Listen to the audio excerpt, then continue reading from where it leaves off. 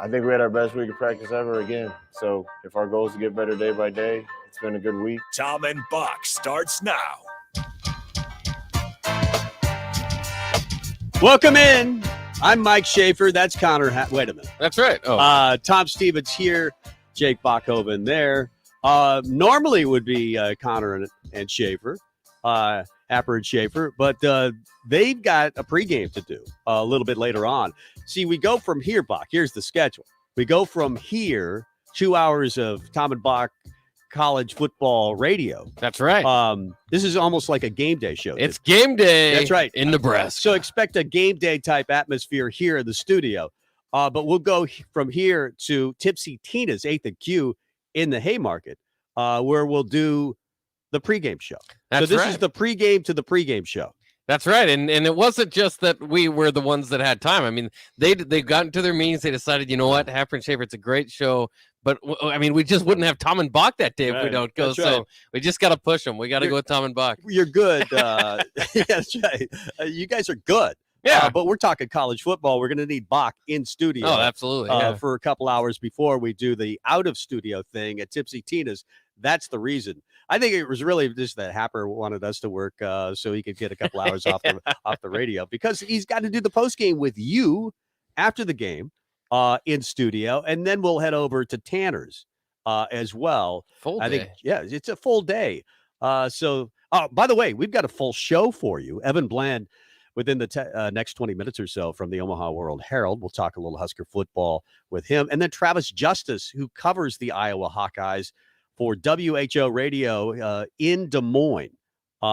Travis is entertaining. He's covered the Huskers for years, or did cover the Huskers for years, and still kind of does with Rob Zadiska.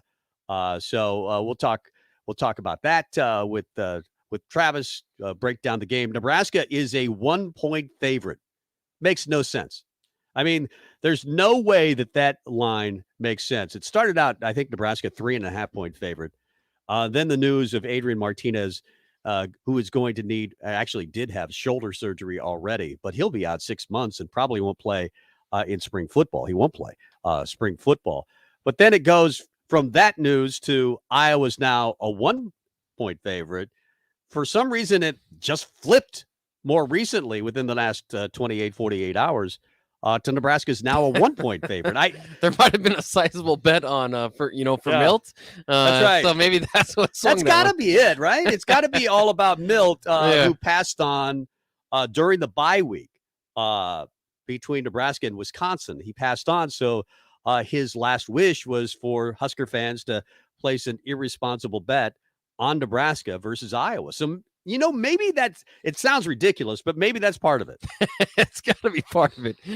So that's been kind of a fun story this week, but I don't know, like, especially with Logan Smothers. I mean, it's going to be hard to get a read on even Logan Smothers today. And I know that's what everybody's kind of seeing this game as, but you're going up against one of the best defenses in the nation, and more than that, one of the most opportunistic defenses in the nation. They've picked off a lot of different guys. Brock Purdy early on, Michael Penix. I mean, they buried those guys early in their season. Picks left and right, and you're kind of worried, and I'm kind of wondering what the offense is going to look like today. And it's just a mess of things going on, of course, because this might be the last time that we'll see Scott Frost calls the plays for Nebraska. At least that's the plan moving forward. And so there's just all these different scenarios that can come out of today that will make you either think, okay, the plan they put in place 2 weeks before the season ended, 2 games before the season ended, looks good, or you'll go, well, maybe there's something to this or that, and I don't know if what they're doing is the correct way, because if you beat Iowa with Smothers now, you kind of wonder, well, maybe Frost should be calling plays. Maybe Smothers should be the quarterback next year. All these different thoughts come into your head. And if they beat Iowa with Smothers today, I mean, Adrian's not coming back, right? I mean, if they beat them, and Smothers looks good, and they beat Iowa, say, by a couple of touchdowns, the narrative is, we found our quarterback. Look, this is the guy, Logan Smothers, the son of, his dad, who coached him in high school. This was the guy all along. Why wasn't he playing earlier, first of all? Yeah, there'd be second guessing there. He played so well, and look at his elusiveness and the ability to throw on the run and keep drives alive. And no, he doesn't even know the offense well. So look at, in next year, the year after that, that's going to be the conversation. Adrian's not coming back after that. But if he doesn't play well, Adrian might look at it, well, that's my job. Even if I don't show up in spring ball, who needs that? Yeah. I'll get surgery. I'll be there by fall camp. I'll take the keys to the car. I'll lead Nebraska to 8-4 or 7-5. I'll be a big hero. Yep. And I'll make some money while I'm at it through name, image, and likeness, and I'll ride off into the sunset. That's why this is fascinating today, because the game really means nothing. You haven't beaten Iowa in 6 straight appearances. They've dominated you, and yet you're the favorite. Again, makes no sense. That and you haven't had this much of a losing season. I know this is really kind of getting down to the grit of it, but you haven't had a 3-9 season since like the 50s. I think you've had a couple 4-8 seasons, so it could be the tide for the worst. And that's when you go back to, is this the lowest point in Nebraska football's program? I don't know about future talk and all that, but certainly would have a case for it with like a 1-year extension for your head coach that. You put so much hope in, and then you go 3-9, which would be the worst since the 50s or whatever it is. I mean, that's pretty low, but there is some hope. I mean, that's the difference between this year and last year. Whereas opposed to last year, you felt like you had more time, but this team looks good. I mean, there's a reason why they're favored by 1. It's not all on Iowa. I think that's both on Iowa and Nebraska. Kind of a combination thing there, but there's a belief that Nebraska is certainly going to keep it close. And maybe that's it. Maybe just with a different quarterback, they can make that one extra play in the clutch to get the win. It's Black Friday. That means you have to go shopping. You're required to go shopping today. Although I've heard that really it's a better day tomorrow. Tomorrow is the better day to go for the really good deals because, a little more picked over, but you don't have to fight the crowds and you still get the great deals. Yeah, it amazes me every year when these when you get to see those fights, across the nation. That's right. People are all rushing in. Yeah, I've done Black Friday shopping a few times, obviously because of our schedule today. We didn't do it this year, but it is a bit fun. But I like to wait till Cyber Monday. That's around the corner too. So Cyber Monday. Yeah. What is Cyber Monday? You're just doing it online. Yeah, it's like Black Friday online without the lines, without the fights. I've never shopped in my life. I'm the guy on Christmas Eve at Walgreens, just walking up and down the aisle, aimlessly looking for something that is, $5 or less. Yeah. And usually everybody on Christmas Day gets shaving cream from me. But it's the thought that counts, right, Bock? That's right. I just can't stand shopping. I'm just not good at it. I hate it too. Because then when you're buying somebody a gift, right, and you don't want to be overboard, so you buy them like a $25, $30 gift or whatever it is, Oh. When it's for an adult, you just know that if they wanted that, they'd go and get it. Right. Right. Why can't I just give you the cash and you can go buy it or not buy it or use it at the drive-thru at McDonald's? It might not have any sentimental value, but you can use it for your electric bill and get a cheaper electric bill. It's the thought that counts. I've never understood. It's the thought that counts. No, it isn't. If I'm not going to use it, or if I'm getting a gift that I know somebody else isn't going to use or even like, what's the point? What's the point? Why don't you just walk up like $100 handshake and boom, go. Congratulations, Happy New Year, whatever. Go get them. Don't let Hallmark take your holidays. Don't let these companies take your holidays. Just do cash. That's right. I think cash should be the new thing in Christmas because I'm just not good at it. I don't know if you saw what Nick Saban said. It was actually great stuff. I was fired up at a presser. Actually, there was a call from a fan who said, I just go to these games expecting you guys to win all the time. I'm just wondering, how much it's going to be. And I'm really disappointed when you lose and blah, blah, blah. And then Nick Saban just went off. Not only on the collar, but just kind of fans in general. This is Nick Saban. When I came here, everybody was happy to win a game. All right, now we're not happy to win a game anymore. We're not happy to win a game at all. All right, we think we should win games by whatever. And I don't think that's fair to the players either. All right, because our players work their butt off, all right, to be the best that they can be. All right, and to get criticized for what they work hard for to do so that you can be entertained. All right, so that you can enjoy and have pride and passion for what they accomplish and what they do. And they're not perfect. All right, they're just college students. They go to school every day. They got to study. All right, they have to run extra after practice when they miss study hall. I mean, come on, give me a break. This is not professional football. These guys aren't getting paid to play here. They're representing you all. You should be proud and happy to support them and appreciate what they do and have some gratitude. And you know what else? Nobody wants to win worse than they do. Not me, not you. I don't care what kind of fan you are. Nobody wants to win more than the players that play. Nobody. That was magnificently said. And nobody feels worse than they do when they lose. Yep.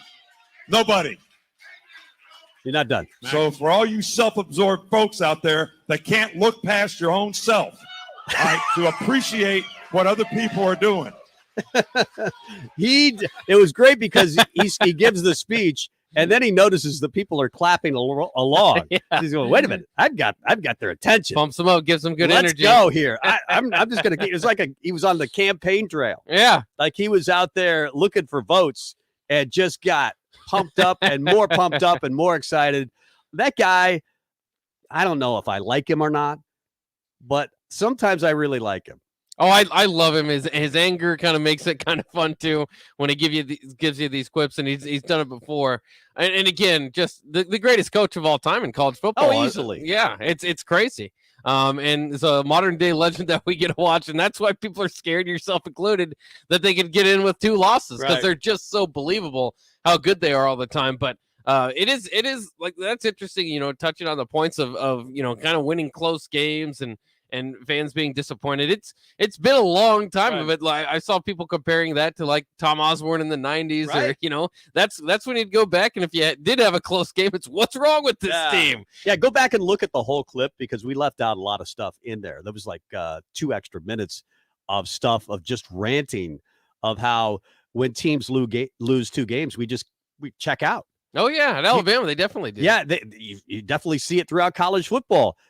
Look at Nebraska versus Wisconsin. Yes. That place was not alive at all. It was pretty much dead. And that was a team that won 6 straight games. They're going to go to the Big Ten championship in all likelihood. And most of their fan base checked out because they lost 3 games. Right. Early. It's like, oh, they lost games early. Doesn't matter that they've won 6 in a row. We've got other things to do. Yeah. Camp Randall was dead. And that's one of the best places in college football to be. And it's still good when it's on. Yeah, when it's on. So he has a point. It's a microwave society. I want it done, the hot pocket, in 2 minutes, and I want to eat and be done and move on with my next thing. I think it's like that in college football, in sports in general, that we have an immediate reaction after every single game, good or bad. I hated my Vikings. Now they're 5-5, have a chance to go 6-5. Maybe I'm back in, that type of thing. And we make narratives, we make decisions about teams and people very quickly. And the appreciation is the one thing, you know, for the players that you know, they put in all this work, and of course they care more than anybody else about losing. Yeah. If you're a competitor and it doesn't even matter to what level, you know about trying to win those games and how important it is to you or the player on the field. And that's something that we should all always remind ourselves of. Especially here in Nebraska where the losses are piling up. You can kind of just make blanket statements about the program and how bad it is. And I do all the time, but it's never to take away from the players' effort or, you know, their want to. And that's clearly always there. You can see them laying it out there on the field. And, you know, that's different than some other teams people have made. Sipple likes to point back to the 2017. That's different than teams we've said in the past. And it's one of the strong arguments on behalf of the Frost supporters is, man, they're still playing hard. They're going to continue to play hard and leave it all out there for the team. So you kind of feel like the culture at least is better in that way. Good stuff there from Saban. College football today, Nebraska versus Iowa, 12:30. Of course, we'll lead you up from now all the way to Tipsy Tina's and the pregame show, which will start right around 10 a.m. this morning. Postgame show with Connor and Bock. Then after that, of course, you've got DP and Jake Sorensen sitting in at Tanner's. So a full day of football today. Eric with gift ideas for Christmas. How about sending someone DoorDash credits? That's a good idea. There you go. Yeah. See, I like that idea. The gift card type of stuff's pretty good. The gift card is always good, I think. And, you know, again, Well, you couldn't have put more thought into than that. I don't want people putting a lot of thought into it. The DoorDash stuff, because you're probably going to get it wrong anyway. The DoorDash stuff is crazy to me though, because you'll pay like $20 for like a $5 McDonald's meal. That's probably true. I'm easy to buy for gift cards, golf balls. Oh yeah, those two things. I'm very easy to buy for. 464-5685 Honda of Lincoln hotline, Starter Heyman text line.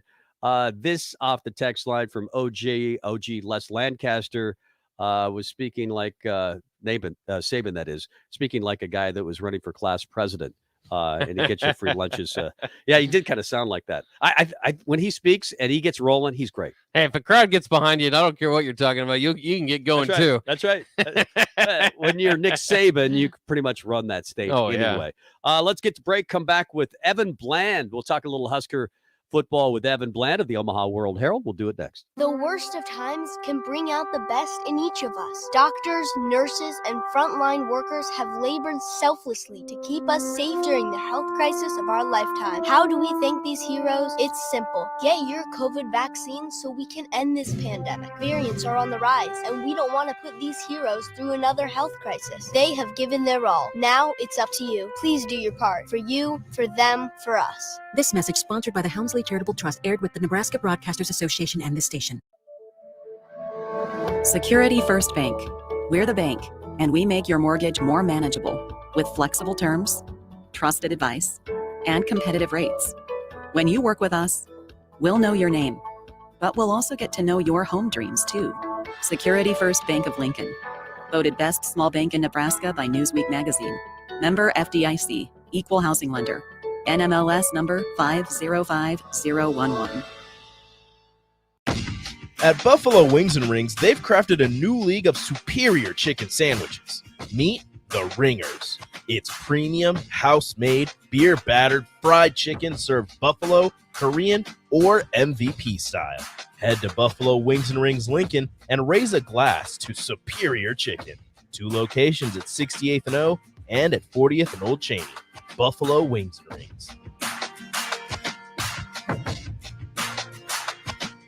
You can search online for hours to find the best electricians in Lincoln and the surrounding area, but I'll save you time. iElectric has been serving their customers for 30 years for both residential and commercial properties. They're experts in everything electrical, from remodeling to new additions, hot tub installations, electric vehicle chargers or EV chargers, lighting, ceiling fans, and more. iElectric takes jobs from Beatrice to Omaha and all towns, big or small, in between. Call them today at 402-466-6606 or learn more at hielectric.com. Lincoln's Mega Liquidation Store is here. Wholesale Logistics is now open on West O Street as a bin store with tons of liquidation pallets, appliances, mattresses, furniture, and more. Brand new mattresses, 30 to 60% off retail with well-known brands. New furniture, also 30 to 60% off retail value. Brand new LG Scratch and Dent appliances, 35 to 40% off retail. Wholesale Logistics purchases truckloads of smaller items from major retailers and throws them into bins, with everything starting at just $8. Get to Wholesale Logistics, open each Friday to Tuesday from 10 a.m. to 7 p.m. at 2811 West O Street. 93.7 The Ticket. Fox KFXL weather. Sponsored by John Henry's Plumbing, Heating, and Air Conditioning. Shaping up to be a beautiful Friday. We'll see mostly sunny skies, an afternoon high of around 61. Winds out of the west at around 10. Increasing cloud cover tonight with a low down to around 38. A touch cooler tomorrow with a high of 58. And northwest winds gusting near 30. I'm meteorologist Tim Wright for 93.7 The Ticket and theticketfm.com. Have you been to Barn Wood and Leather, that new furniture store in Lincoln? It's a whole new look. If you like country, you'll love Barn Wood and Leather. It's country with a kick. Rustic, yet contemporary. Handcrafted in America from historic reclaimed barnwood and the finest leather. Create your own one-of-a-kind look for a room or your whole home. Come see for yourself at Barn Wood and Leather, South 14th and Dahlberg. Open Monday through Saturday, 10 to 5. Brokers Insurance Agency is currently hiring full-time and part-time insurance professionals. They will provide you with the training and education to obtain your insurance licenses. Brokers Insurance Agency takes pride in educating clients with the best insurance program to help their clients meet their specific goals. If you're a hardworking, motivated person and would like to discuss a great career opportunity with Brokers Insurance Agency, please call Ken Richards at 402-420-5353 or email service@brokersinsuranceagencyne.com. The team at Brokers Insurance Agency is looking forward to helping you get started with your insurance career. Another packed fall sports season means it's time to get to N Street Drive-In to fill up on all your beverage needs. November's beers of the month are from Nebraska Brewing Company, Oscar Blues Dale's Pale Ale, and Avery Brewing. Also, make sure to download the new N Street Drive-In app to order online and to set up delivery right to your front door. And don't forget their top-notch Crowler fill system. N Street Drive-In, your one-stop beverage stop at 1801 O Street. Back to Tom and Bock on 93.7 The Ticket and theticketfm.com. Hope you had a happy Thanksgiving. It is Tom and Bock. We weren't here yesterday, but we're back today in the seats that Mike Schaefer and Connor Happer usually reside in. Mike's usually sitting in this chair, and Connor's usually over there. But we are playing the role of Connor and Schaefer today. Yeah, we had to wake up a little bit earlier, prep a little bit earlier. That's right. Prep a little bit less. What do you think? Would you? I don't like this. I don't like getting up early. No, I'm not a big fan of it. Whenever I do, I have to wake up and drink some sort of soda to get some energy into me or something to get the energy going. I did morning FM radio for a long time, and the show started at 6, and you'd have to get there to do a lot of prep at 4 a.m. So you're getting up at some cases 3 a.m. That's just stupid, and I never got used to it. No, but I would set the alarm sometimes on the weekends, even though I didn't have to get up, just so I could get up, turn it off, and laugh at the alarm. I've got a That's weird. better than actually sleeping through it. I don't know. It's not really, but it's just it's a war. It's a war with the you got alarm. to take your wins. That's right, every single day. Let's bring in Evan Bland of the Omaha World Herald, who will be writing about this game, Nebraska versus Iowa today. What do you think the headline will be after the game? Have you already thought about what your headline will be? Headline? Oh, Yeah. man. Well, I don't write a ton of those. Yeah. That's generally our desk. But, man, Okay. Well, just it's going to be a close one. Maybe this close without a space between this and close. Just to emphasize how close it really is. Yeah. Maybe I should say storyline. What do you think the storyline will be after the game and even before the game? Well, I think before the game, it's going to be about Logan Smothers. It's going to be about who suits up for Nebraska. I mean, we don't know if Ramir Johnson's available at running back. We don't know about Deontay Williams at safety. We don't know about Damian Daniels necessarily if he'll play. And then I think it becomes about appreciating the seniors. I mean, there's going to be a lot of guys that we don't know their status of until this weekend or next week or beyond. But, we know Austin Allen's going to be done. We know Cam Taylor-Britt's going to play his last game. So I think there'll be an appreciation for a lot of those guys here pre-game, deservedly so. Adrian Martinez, it'll be fascinating, I think, to see how fans respond to him, whether this is his last game, if he walks, what that ceremony's like. I think all those things will be really fascinating.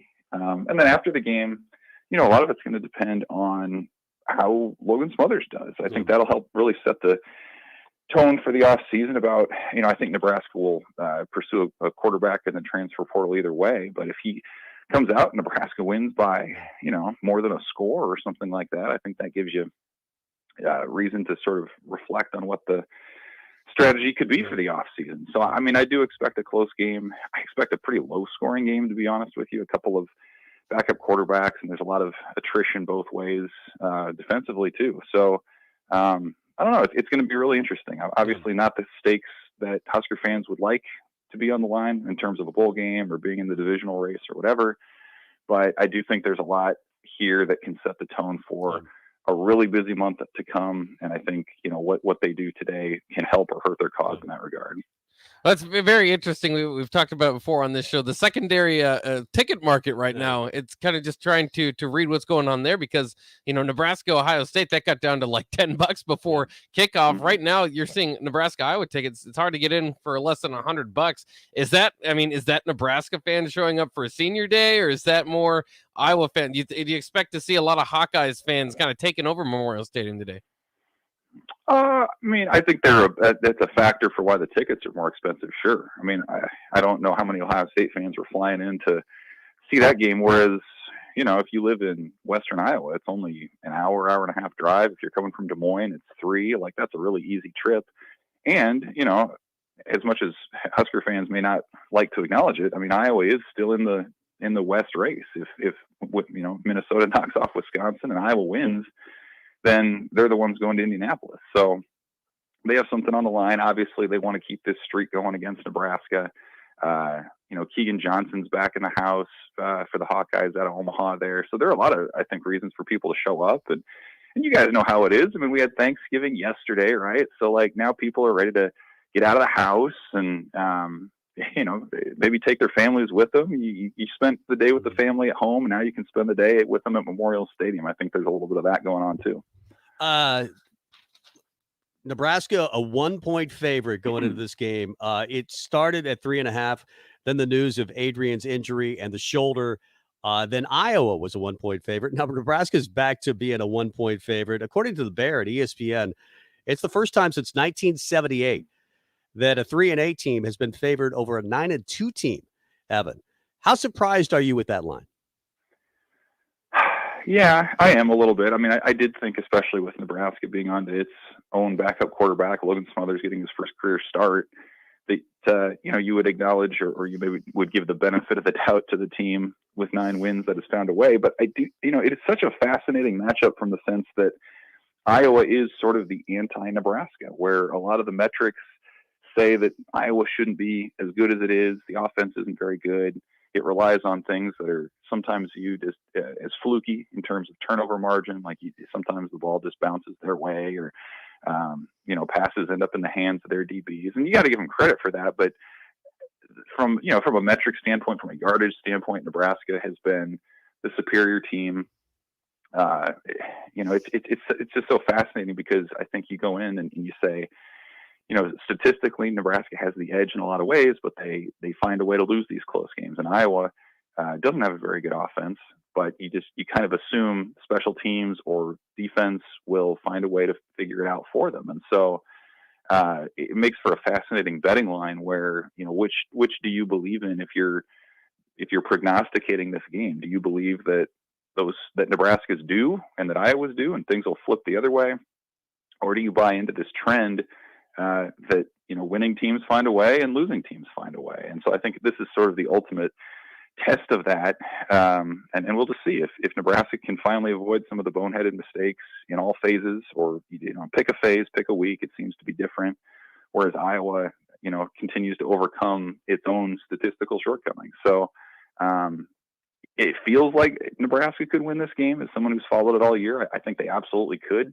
But when it comes down to it, man, what have they done that would lead you to believe that they're going to switch it around this week? I don't know. It should be fun to see. What do you expect to see from the offensive attack, of course, with Smothers in there? Do you think it will be a little bit more simplified, even though Frost said he knows the offense? Do you expect to see more quarterback runs since Adrian Martinez is banged up? What do you kind of expect to see as far as the attack goes? Yeah, I mean, it's one of the great questions of the game. I think, we've for so long evaluated Scott Frost's offense through the lens of what Adrian Martinez can do. And so now for the first time all year, and really in a long time, we can see how different the offense is, or I guess we can sort of start to separate what's the Adrian Martinez offense and what's the Scott Frost offense. And maybe they're the same. Maybe Logan Smothers will run just as much option. Maybe they will continue to take deep shots the way they did against Wisconsin last week. Maybe it is the same. And I think the coaches believe that he can make all the plays and he can do all the same things. I mean, he's been in the system now for basically 2 full seasons. He wears the headset on the sidelines. And he's a coach's son, very smart, well-versed in football. So it doesn't seem like there's anything that he wouldn't be able to do. Maybe maybe they will throw in some wrinkles, though. Maybe he's better in the intermediate passing game. And I think the other thing that's interesting with Smothers, if you recall from the spring, he totally overhauled his throwing motion under Mario Verduzco, who's obviously not here anymore. But what we saw in the spring game and in a couple open workouts was very much a work in progress. And he, I think, has tightened that up since then. The little bit that we saw him play this season, he's had a couple good passes, I thought. And so this is a real opportunity to evaluate what he's become as a passer. And, again, like we talk about Nebraska going into the transfer portal this offseason, but this is a great chance for both Nebraska and Logan Smothers to show what it can look like with a full week of preparation. What it could look like next season if he's to contend for this job. And if he doesn't look great today, then I think you're going to hear more noise that they should pursue somebody else or bring Heinrich Harburg more along for next year. It's really going to be interesting to see how he does. And again, I think that's going to sort of color the perception for what Nebraska should do at quarterback in the offseason. Evan Bland of the Omaha World Herald, and that was kind of my next question. I think you answered it to some degree. This is an audition for Logan Smothers. If it goes really well, he's one of your lead actors possibly next year, or may at least competing for that spot with Adrian Martinez. I mean, if he plays really well, does it cloudy the quarterback position for you, or does it make it more, easy to see the future for Nebraska's next quarterback? Well, it's a great point, because if he plays well and Adrian Martinez comes back next year, then, what do you do? Like, that becomes a little uncomfortable. I think they would still go Martinez, but the love of the backup would continue to grow. And I think also if, say, Martinez leaves and Smothers performs well today, I think you're going to hear a lot of people say, well, where was this in the middle of the season when Adrian Martinez was hurt? Why is, if Smothers was 100% against Minnesota, for example, and Martinez was, whatever you want to call him, 70% or limited in the run game, like, why not put Smothers out there in that situation? So I think how he does today will sort of influence how we talk about the quarterback management job of this staff from earlier in the year too. So, I tend to think he will play pretty well. I know Iowa's shorthanded in the secondary, especially. I mean, they're playing with backup corners, I think 2 backup corners, and maybe their starting safety is also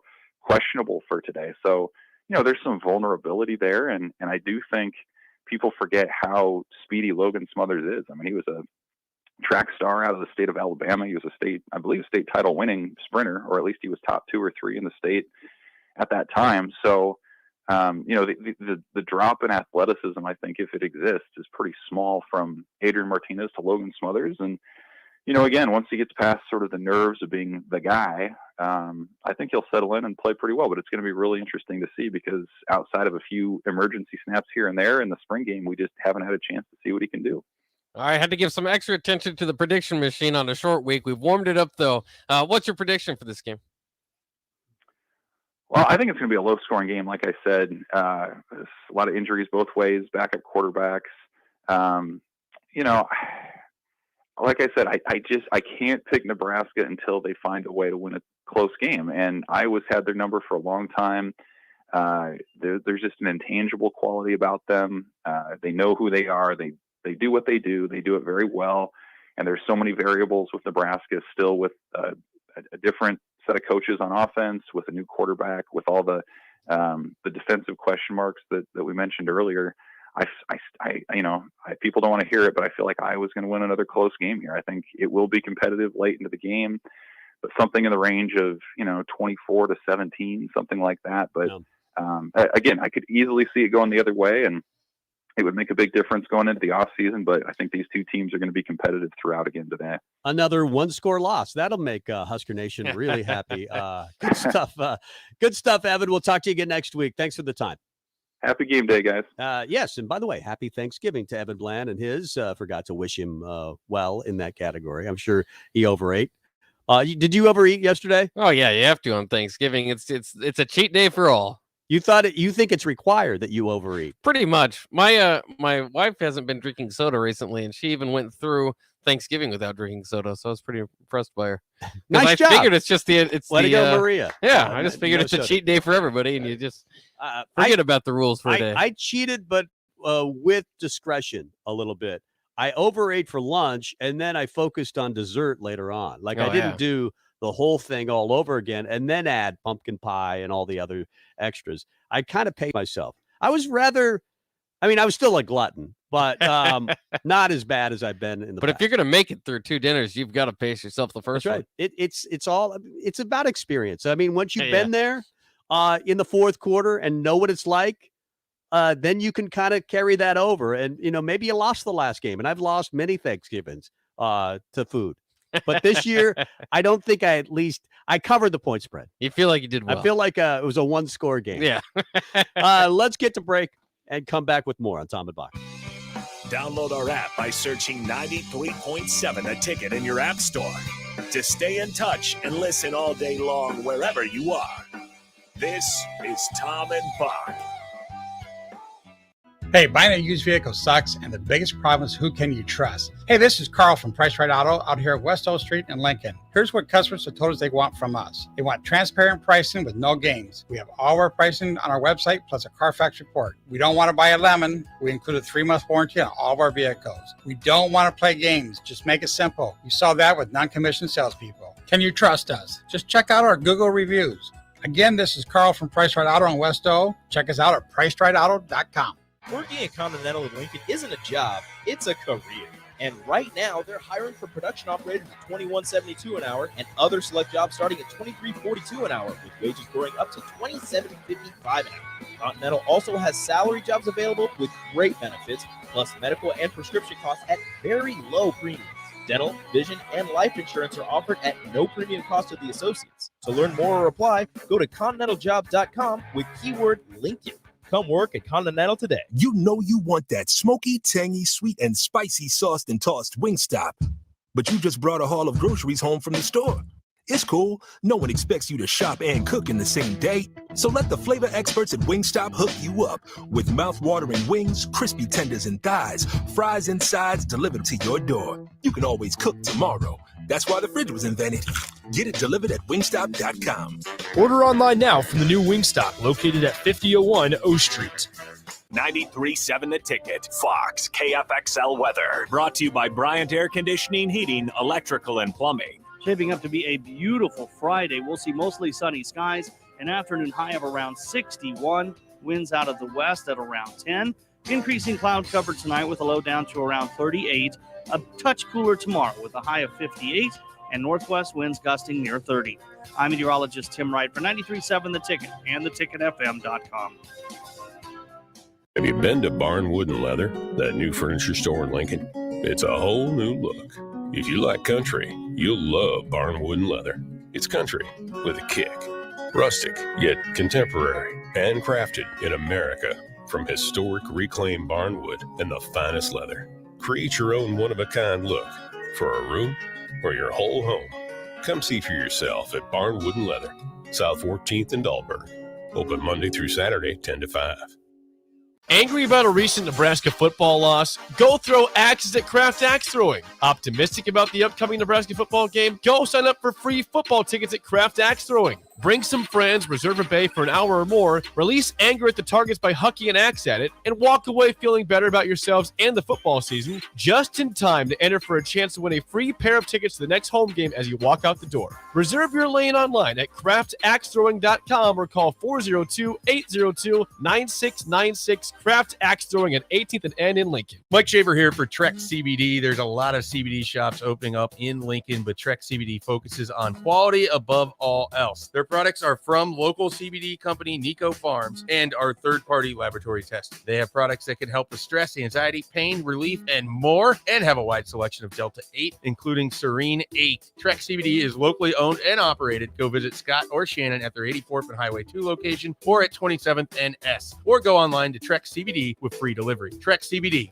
CBD done right. Hey, it's Sean Callahan, and football season is here, and Tanner's Bar and Grill at 30th and Yankee Hill has food and drink specials every night for all the games. Enjoy jumbo pork tenderloin for $8.99 and 90-cent wings for Monday Night Football, or Comfort Thursday Night Football with chicken fried chicken, steak, or pork for just $9.99 and $20 Coors Light aluminum buckets. Watch college football on Saturdays with an Aggie sandwich for $9.99 and Coors Light specials, and catch NFL Sundays with Bloody Marys and more. That's Tanner's Bar and Grill at 30th and Yankee Hill. If you're thinking about a new career, improving your job skills, or just continuing your love of lifelong learning, Southeast Community College's Spring Continuing Education Catalog is hitting your mailbox soon. It's chock full of options. Learn how to write a compelling grant application, become a pharmacy tech, or even learn to ride a motorcycle. We even provide the bike. Check out your catalog or go to southeast.edu/continuing education. SCC, your path to possible. You're listening to Tom and Bock on 93.7 The Ticket and theticketfm.com.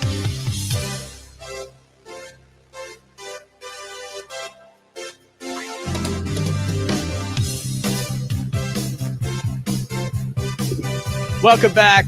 Big thanks to Evan Bland. I think I had scheduled him for 9:30. We're doing this show, and my clock is completely all screwed up. We're doing a 2-hour show today.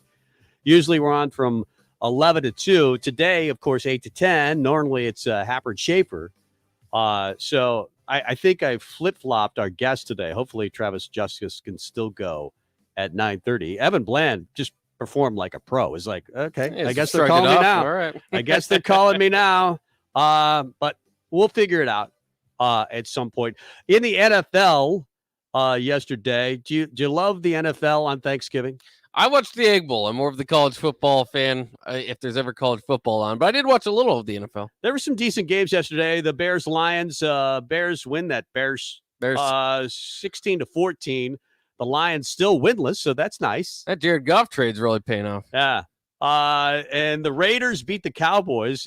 I'm always happy to see the Cowboys go down 36-33.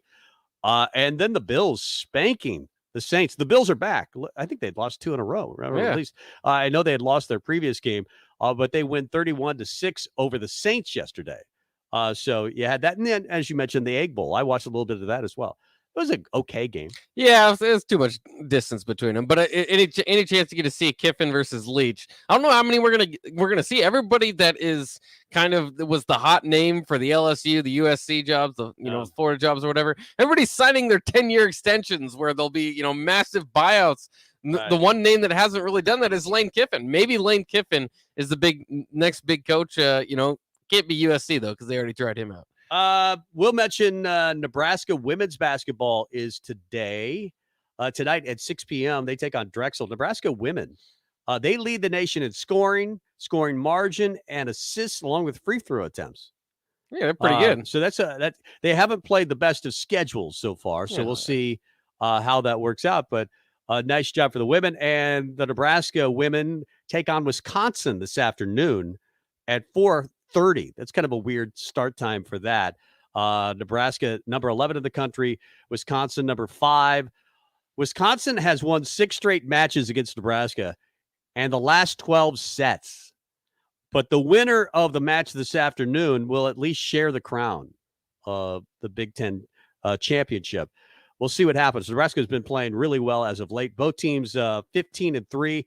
Even Purdue has a shot to win the Big Ten championship this week. And then, of course, Nebraska takes on Purdue tomorrow night, a game that will be televised on Big Ten Network tomorrow night. It's a big Big Ten Network weekend for Nebraska. That's right. Nebraska football is also on the Big Ten Network today, a 1-point favorite over Iowa. I still can't figure that out. I still can't figure that out. Maybe no Damian Daniels, no Adrian, no Deontay Williams, no JoJo. Ramir Johnson, maybe not. Probably not Ramir Johnson, and yet they're favored. It's got to be some sort of Vegas trickery. Well, I think it's just because Jacquez Yan is back. I think people are starting to buy into the Yan talk. Yeah, that's right. I'm all aboard the Yan train. Except for he'll probably get one good series, and then they won't play him the rest of the game. I don't know what happened to Jacquez yet. Missing in action, and now apparently he's back. But Kirk Ferentz is 13-0 against Matt Campbell, PJ Fleck, and Scott Frost. All of his big rivals. Yeah. Although Wisconsin's a big rival, and they've gotten clocked there. It's actually 12-0 too, Matt Kim. 12-0? Miscalculated because they didn't play last year, the non-con, but still, that's still pretty good. It could be 13-0 after today if he gets the win. Jake didn't play his Iowa Sucks song today. That's right. Because he thinks it jinxes Nebraska. At this point, we got to try something different. They've lost the last 6 straight. Iowa going for 7 in a row. And the reason he didn't play it today is he legitimately believes that he is jinxing Nebraska. That's hilarious. Should we play it for him? No, we better not. That's disrespectful. If he's decided not to play it, I'm not going to play it. But I miss it. I mean, every year, that's one of the things I look forward to is the Iowa Sucks song. Well, and it's just getting to a point, and I've got all these numbers on different streaks that we can get to here in a little bit, but the 6-game losing streak that could go to 7 against Iowa. I mean, it's embarrassing, not just because it's a coaching problem, it's a program problem when you get to that far out. Right. Obviously, Riley and now Frost can't beat Ferentz, and the Wisconsin one's obviously kind of even past that back to Pelini. So it's frustrating when you're just kind of getting to the point where it's not even a coaching mismatch, it's a program mismatch, it seems. And so hopefully he can kind of throw that, all to the side today, somehow get a win with your backup quarterback and then a mismatch, put together coaching staff. It'd be a weird one, but we'll take a win no matter what way you can get it. We're going to break down this game. Obviously, statistically, Iowa doesn't make any sense if you know or watch Iowa football on a wide level. I mean, that's the reason, in part at least, that Nebraska is a favorite in this game, is that you look at Iowa and they make no sense. The way they win makes no sense. We'll talk about that. Also, our Big Ten Blitz. A little bit later on, we'll have our picks of density. And hopefully, Travis Justice, I haven't screwed up that interview. He's on the way as well. It's Tom and Bock in for Connor and Schaefer today for some reason. And we'll do more of it coming up. You're listening to Tom and Bock. Watch live on Facebook, YouTube, or Twitch. I'm Dan Friedman. When you entrust the care of an aging or sick loved one to a nursing home, it can be a gut-wrenching decision. Unfortunately, sometimes these facilities are poorly managed or make bad decisions, and our vulnerable loved ones suffer the consequences. If you believe your loved one suffered at the hands of a poorly run nursing home, it doesn't cost you a thing to get the opinion of a skilled trial lawyer. At Friedman Law, we've been protecting the rights of injured Nebraskans for over half a century. It's what we do. It's all we do. Find us at friedmanlaw.com today. 93.7 The Ticket. Fox KFXL weather. Sponsored by Security First Bank. A relationship you can count on. Shaping up to be a beautiful Friday. We'll see mostly sunny skies. An afternoon high of around 61. Winds out of the west at around 10. Increasing cloud cover tonight with a low down to around 38. A touch cooler tomorrow with a high of 58. And northwest winds gusting near 30. I'm meteorologist Tim Wright for 93.7 The Ticket and theticketfm.com. Early break with Sip and Jake. This is what Rob Aller says. Ryan Day is clearly comfortable enough in his own unshaven skin not to care what others think. Whether that means saying goodbye to facial grooming or going for it on 4th and 3, when the prudent play might be to kick a field goal. Do you hear yourself talking right now? This is ridiculous. I read it on Sunday and did not think it was ridiculous. Are you crazy? I did not think it was so ridiculous. dumb. I didn't think it was ridiculous. Early break with Sip and Jake from 6 to 8 every weekday morning on 93.7 The Ticket. Are you one of those people who thinks it's okay to drive stoned? I mean, what's the worst that can happen? You end up driving below the speed limit? It's no big deal, right? Wrong. The truth is, your reaction times slow way down when you're high. You not only put yourself in danger, but everyone around you. Talk about a buzzkill. Stop kidding yourself. It's not okay to drive high. If you've been using marijuana in any form, do not get behind the wheel. If you feel different, you drive different. Drive high, get a DUI. Paid for by NHTSA. When everything is changing, you need a store that's a constant. A store that has the brands your family loves and the value that you need. A store where you can stock up, pick up, and drive up. A store that's close to home and feels like home. A store that puts the health and safety of you and your family above all else. And a store that's always here to help. At Kohl's, we don't know what next year will look like.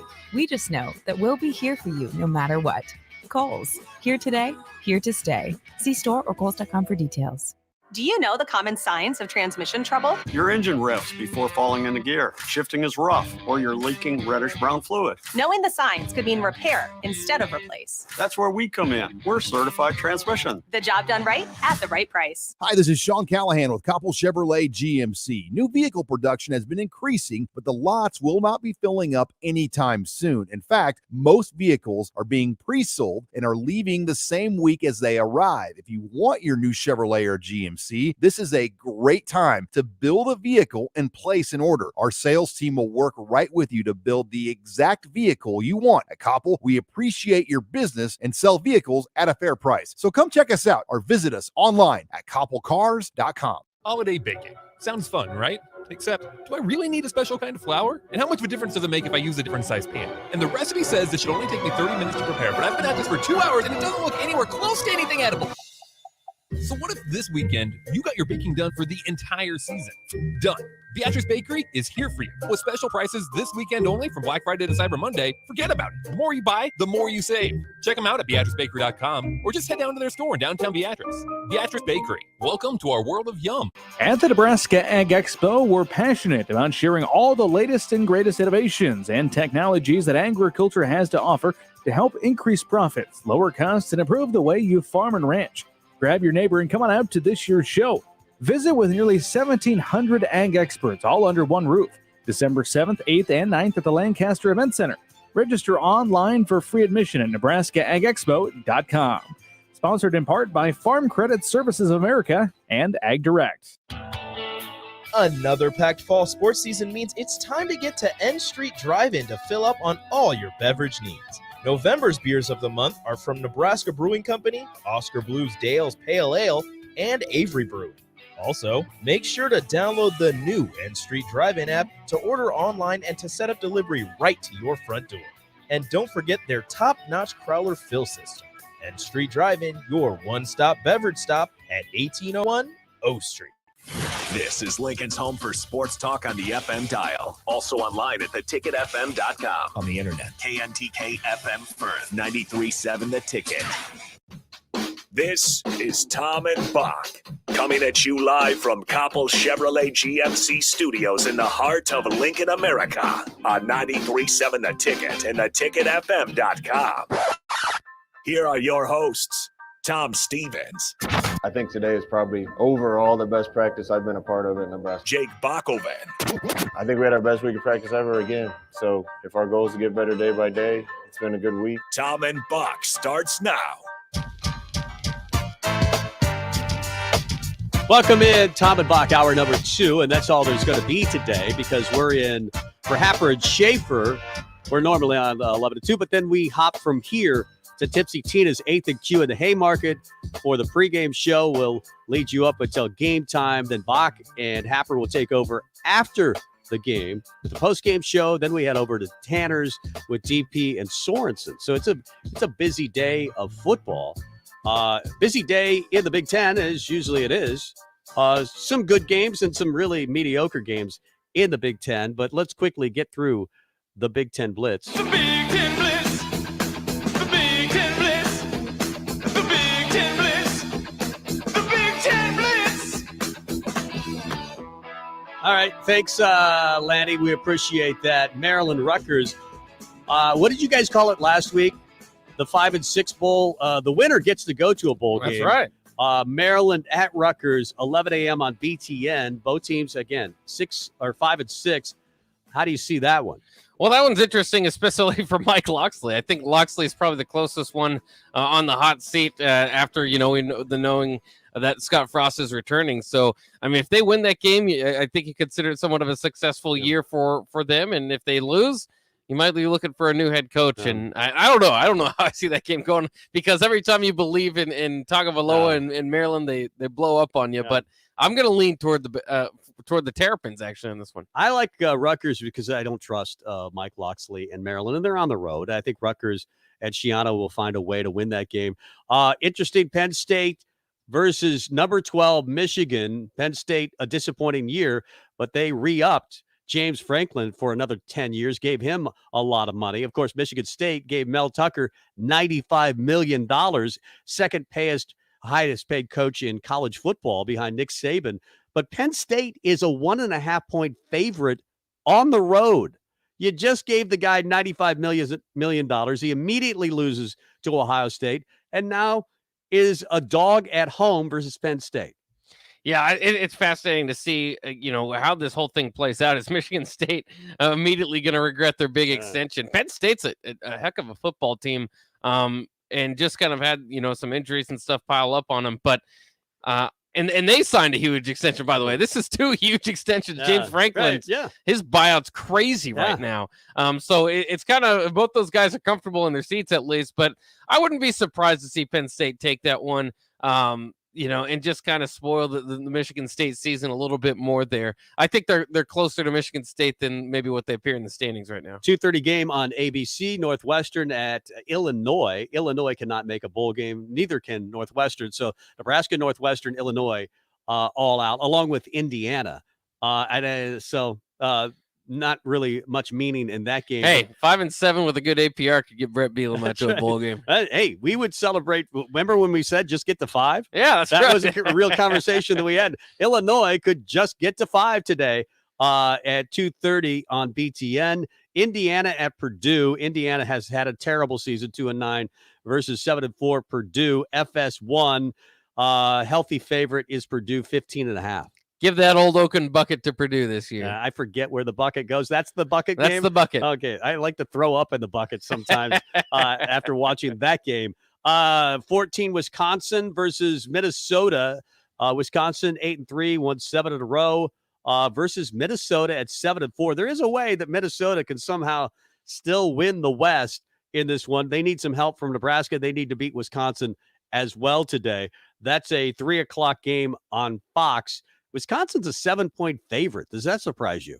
No. I mean, Minnesota's like a lesser version of Wisconsin. So I expect Wisconsin to go ahead and win that game. But it could be interesting. The Golden Gophers have a little bit of a boost this week because Mo Ibrahim said he's returning next year. Of course, that doesn't do anything for this team, but there's good vibes around the Gopher program. And of course, the best game of the day tomorrow, Ohio State versus Michigan, number 2 Ohio State versus number 5 Michigan, a playoff game essentially for the college football playoff. Both teams at 10-1, 11 a.m. on Fox. Ohio State 7.5 favorite. Yeah, I mean, I like Ohio State in that game, but it's can kind of change the whole narrative if Jim Harbaugh can win that game, get Michigan to the playoffs. Of course, would have to beat Wisconsin or likely Wisconsin, whoever's the title game winner in the Big Ten. But you're right, it's a playoff game.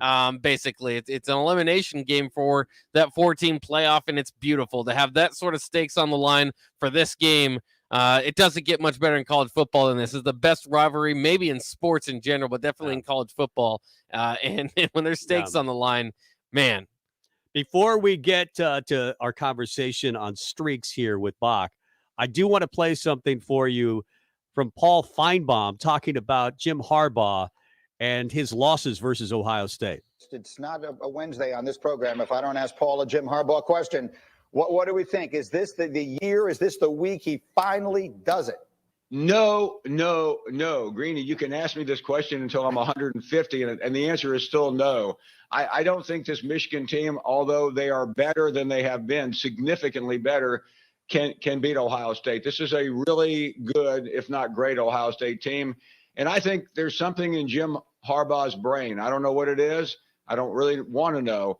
He has he is incapable, Greeny, of beating his biggest rival. He knows that we're stations like ours are going to play those comments. That's what Paul Feinbaum does, is make, harsh statements from time to time. But I don't know that he's wrong in this case. If they don't win this game, they may never beat Ohio State ever again. If they don't win today, that's the way I'm thinking as a Michigan fan, right? Oh, yeah. You're thinking, man, if this thing doesn't happen today, this is Harbaugh's best team, and maybe it is, maybe it isn't. But they have gotten back to their roots and running the football. They seem tough. They're really good on special teams. If they don't win today at home for a chance to get into the 4-team playoff, then I'm out. People are saying that in Michigan. Yeah, and I don't know if that's completely fair. I think Ohio State still has the better team put together, and that's how it's always going to be. You're going to have to play up to beat them, And Aiden Hutchinson, David Ajabo, those guys on the defense, give them a shot. If you can pressure CJ Stroud, maybe not also just win the game, but take Stroud out of the Heisman Trophy conversation, it would be a glorious day in Ann Arbor if they can do it. But if you're picking the game, just about everybody's going to have to go with Ohio State. How great that offense looked, and listen to Sip earlier, he just wants to see that offense against Georgia's defense, and man, that would be great in the playoffs if we do get that. I want to see Ohio State actually, but I could understand. I could understand people rooting for Michigan. I just don't think they have a chance in the college football playoff. I do think that of Ohio State. That's why I'm kind of rooting for Ohio State to win that game. Let's get to the streak idea that you wanted to present this to me. Obviously, we're talking about streaks with Nebraska not having beaten Wisconsin since 2012. I was going for their 7th straight against Nebraska today. And so you did some interesting research on this subject. Yeah, I got all sorts of streak information, so we'll run through them at a time. They're kind of fun. The current losing streaks is where we'll start. Like you mentioned, Wisconsin's 8-game losing streak to Wisconsin. That's the longest one. Iowa could get to 7 today. Ohio State actually has a 7-game winning streak over Nebraska as well. 4 of those losses by Coach Frost. So that's where Iowa would be tying Nebraska. But they would also break the streak that is currently with another team, another 6-game losing streak. Can you think of a team that would be in that category? In the Big Ten? No, I didn't say that. Texas has 6 straight against Nebraska. Iowa could surpass that today if they get to 7. Some other ones that are kind of just interesting. Florida State currently has a 4-game winning streak against Nebraska.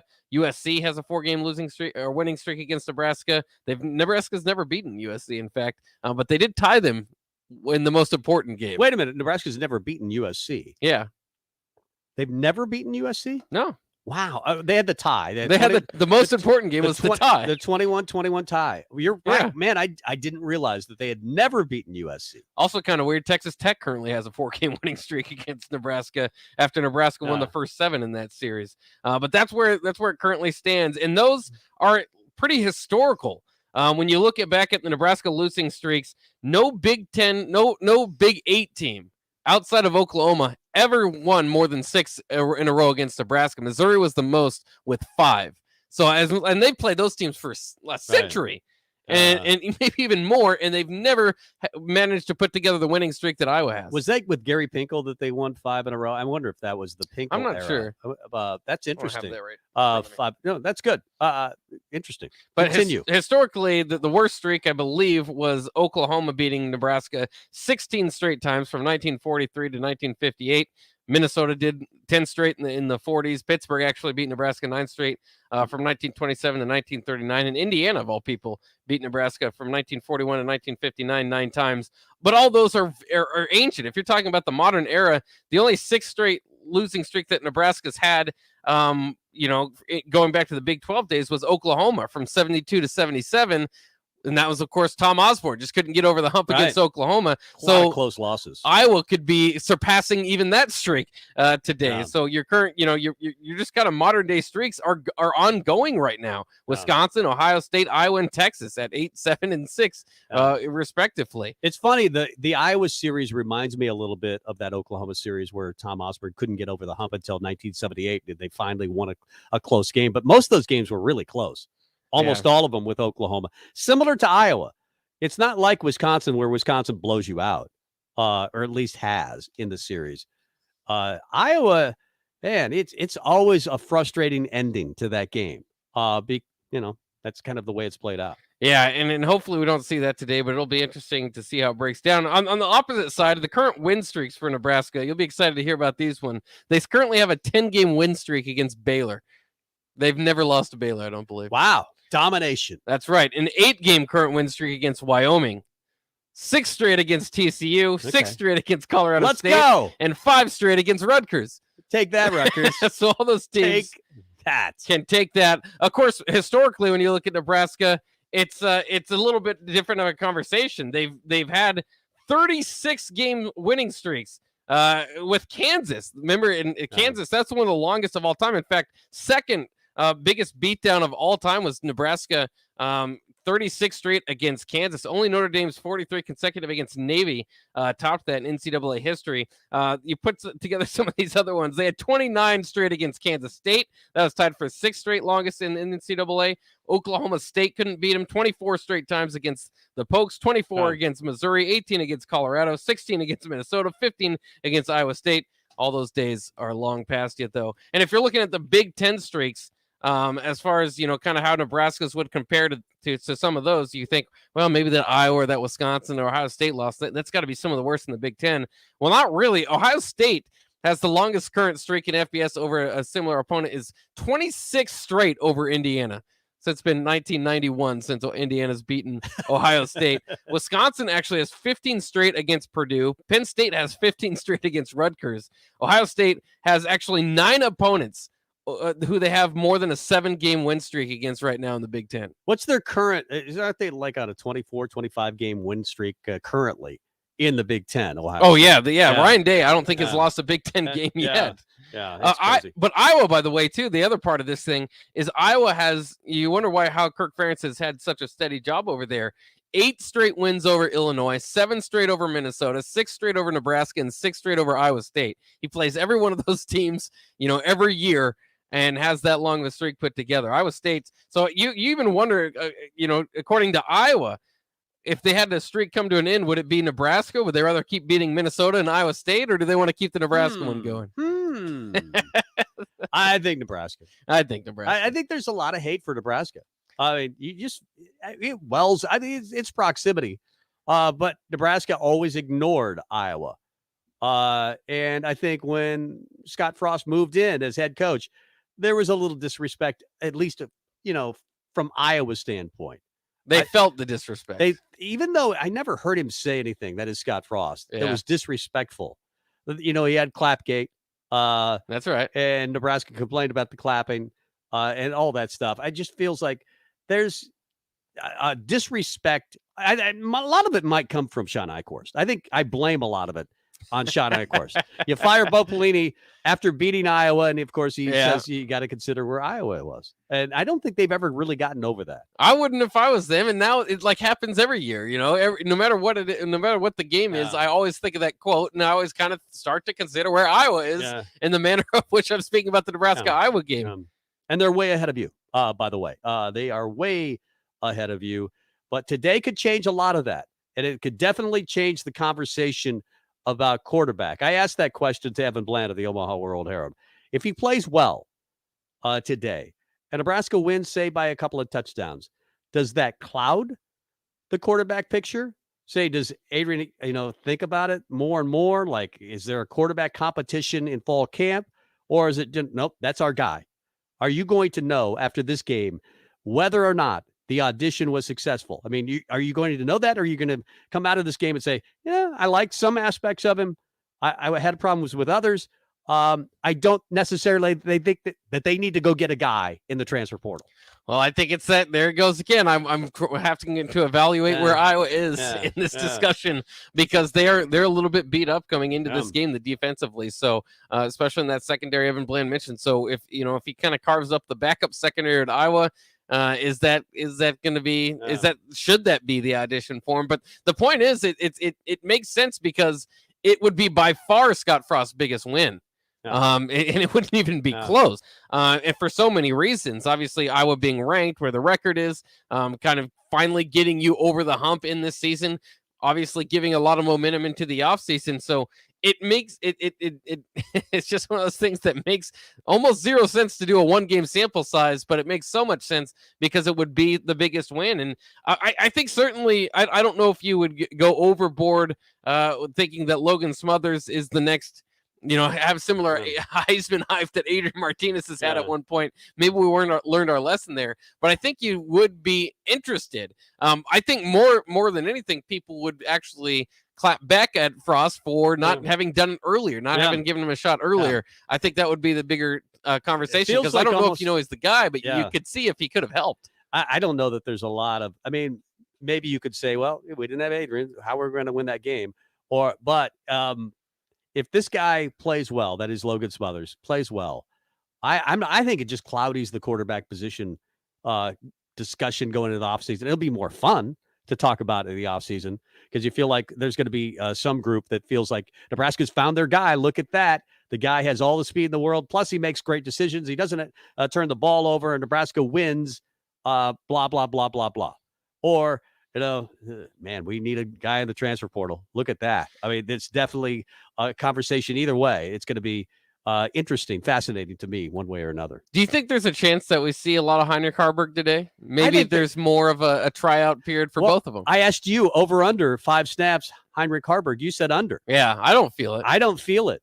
I don't think either that he is. I think he's got some talent. I think he's a developmental guy. I said that when Nebraska. I think when Nebraska recruited him out of high school, he was a developmental guy. If you look at his high school highlights, the competition is not great. He has some ability, but it feels like there's a ways to go.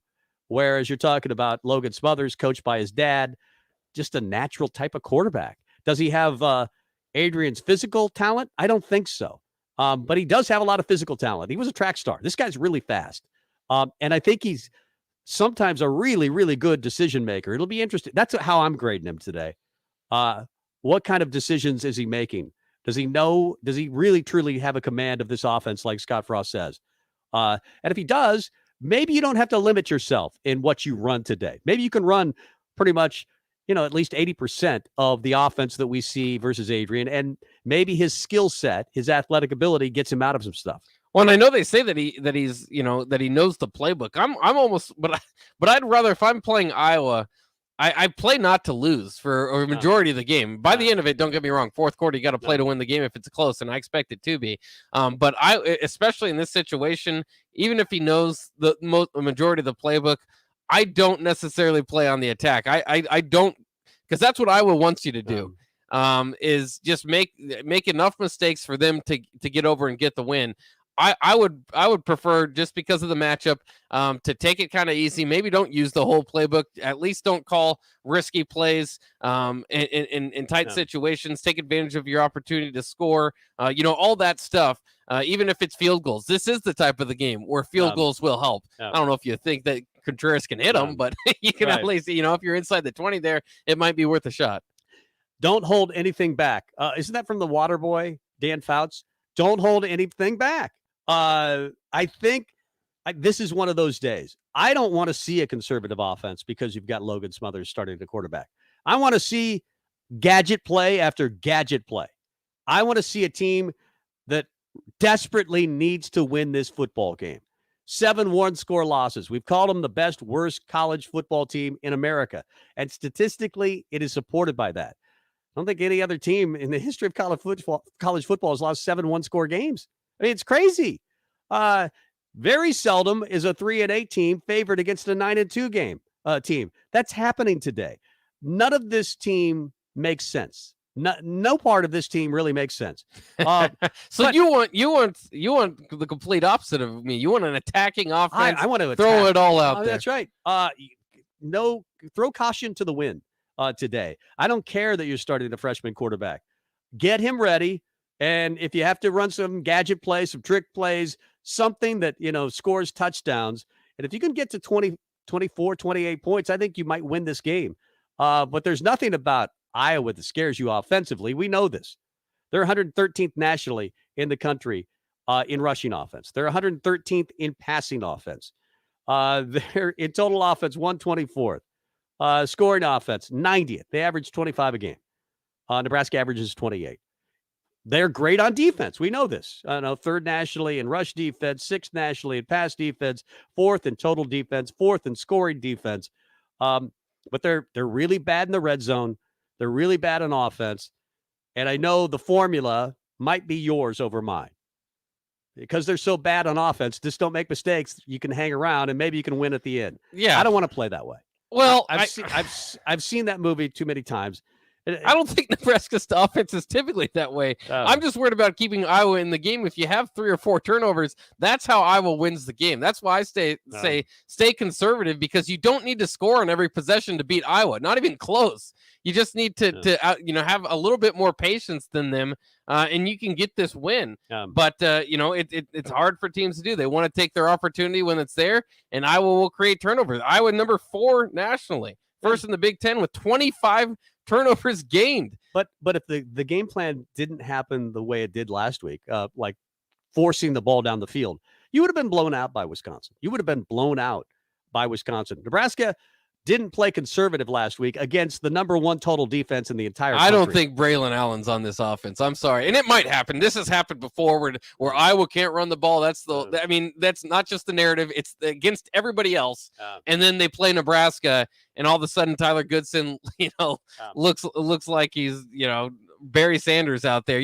Hopefully you don't see that again today. The Nebraska defense a little bit beat up, but it should be able to take care of that offense, especially, there's even talk now, and maybe I shouldn't bring up the rumors, but there's rumors of a flu going through Iowa's football team. So there might be even less guys available today. So, it's going to be interesting. Why are you holding back to see this what goes out information, there. Bach? You have this kind of information, and you weren't sharing it the entire show. Because it's just a rumor. I don't know. I love rumors. Rumors are my favorite thing about this show. I don't have any source inside the Iowa locker room telling me. We don't need it to be true. Just share it. Spit it out, Bach. Travis Justice, we'll ask him about that rumor.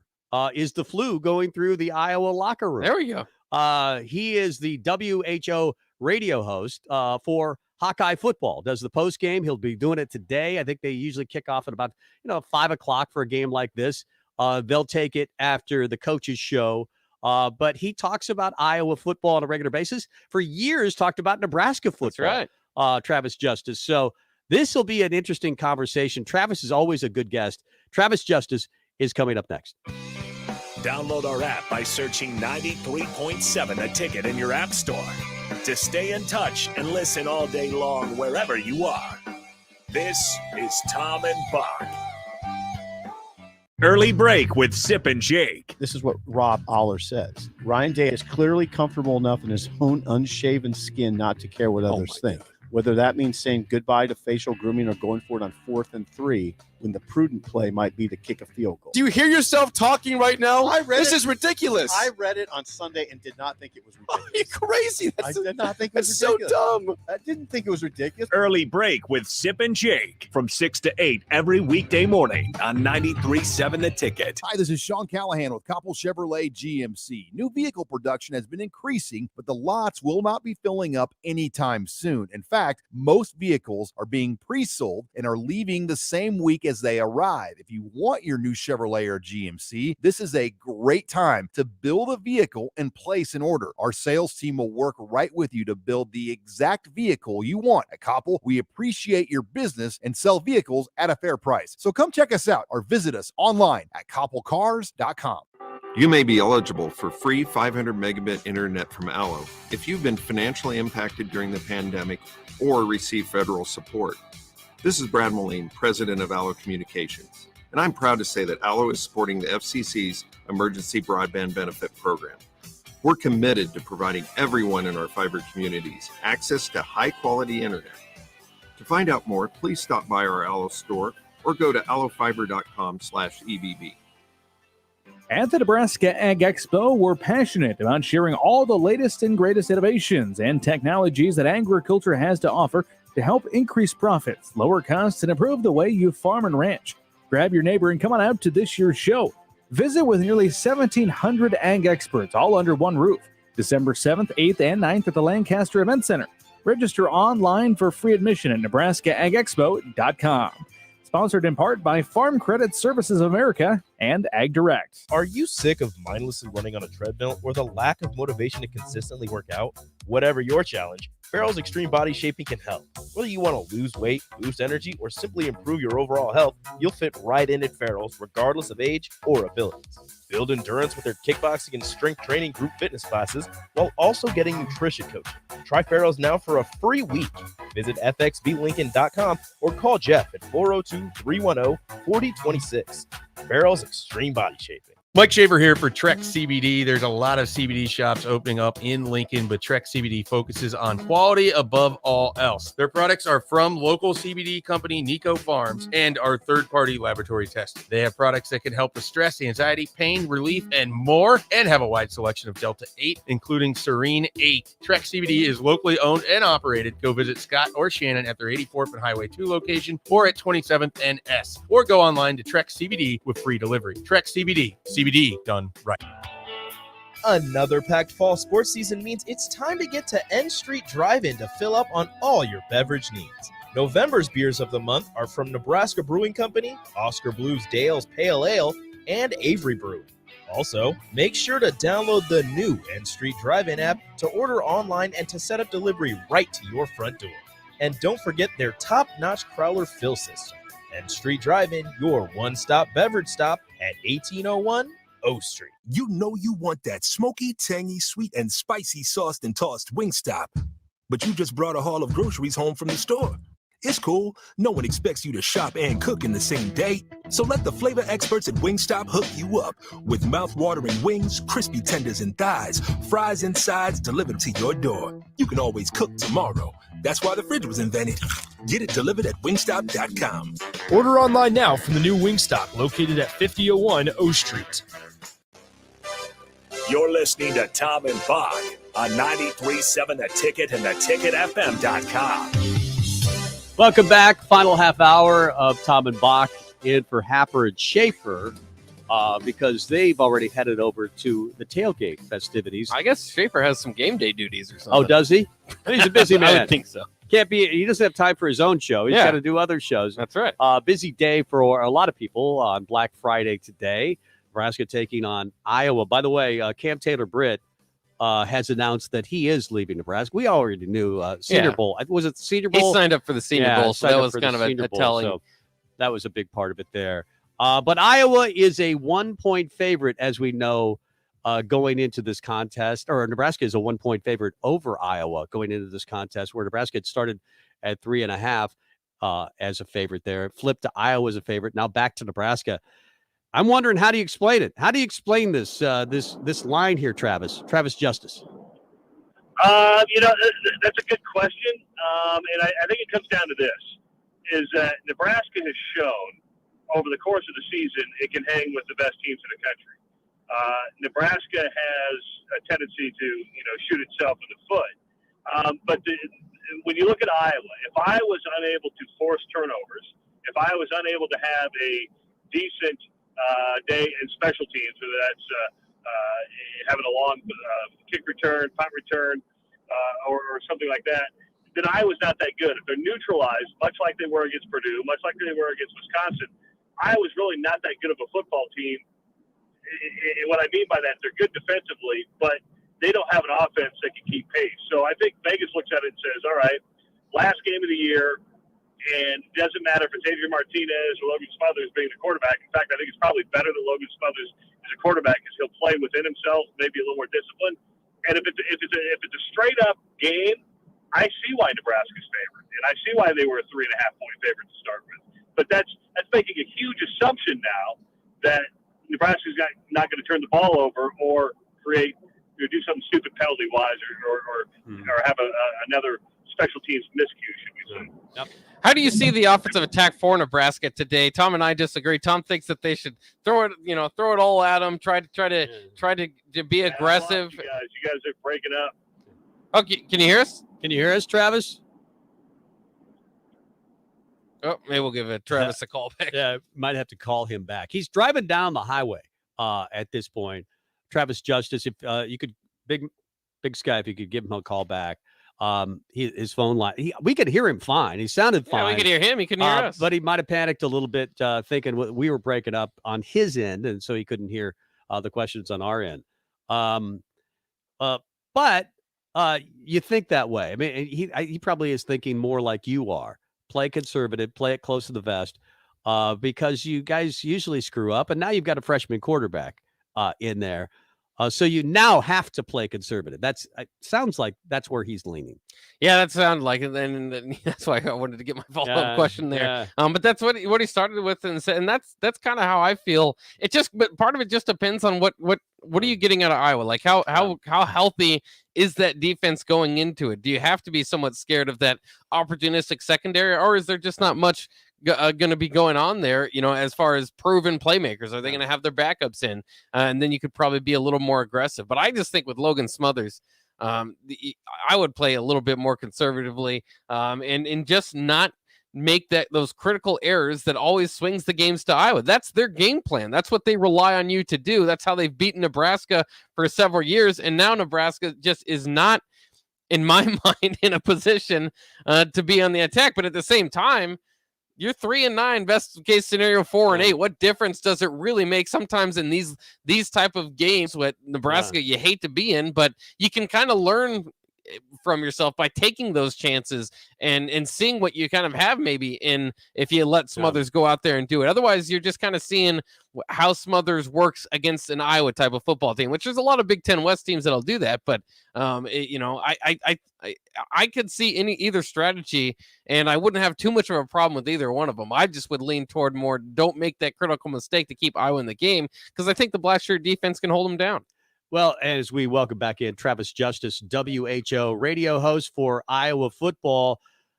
Travis, what do you think the game plan should be? Because you kind of cut out there before we were able to introduce you to that subject. But should Nebraska, if you're trying to beat Iowa, play conservatively or let it all hang loose?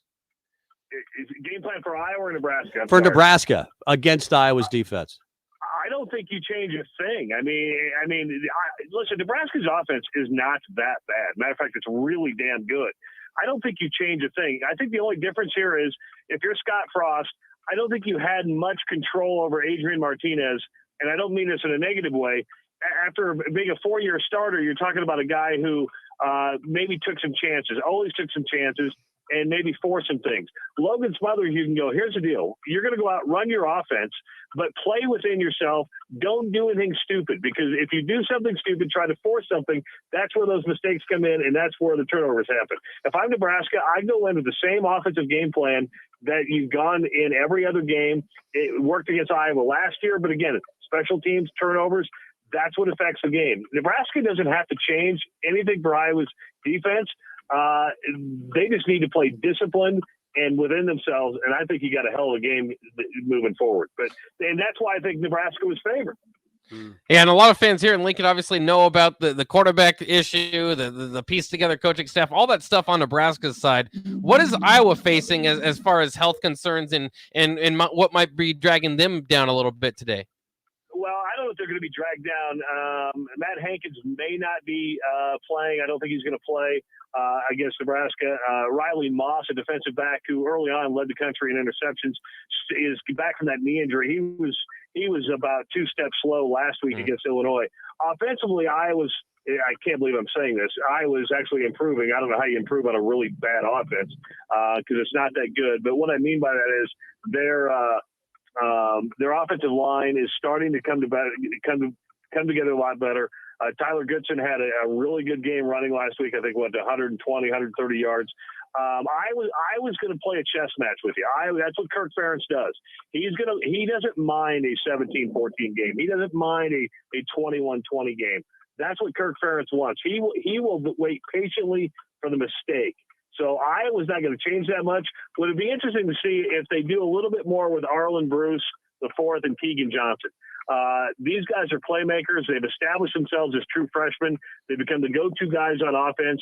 It'd be interesting to see offensively if they try to do a little bit more misdirection and get the ball into their hands a little bit more to maybe up the tempo a little bit more. And Alex Padilla is a completely different quarterback than Spencer Petras, but it'd be interesting to see if you see both of those guys today. There's some interesting storylines developing for sure. Any truth to the rumor that the flu may be running through the Iowa program? Yeah, I have not heard. I've talked to a lot of guys. I haven't heard that, but it wouldn't surprise me either, right? I mean, hell, my whole family, I think, has COVID right now. Good thing is I didn't have any exposure, so I'm able to get on the road. And it's just that time of year. So if a couple guys are sick, and usually where there's smoke, there's fire, it wouldn't surprise me that much. Travis Justice, WHO radio host in Des Moines, talks a lot of Iowa football. We'll be on the air after the game on the postgame show today. Brian Ferentz has received some heat this year, and over the last few years, I think there was a petition earlier this year to get rid of him.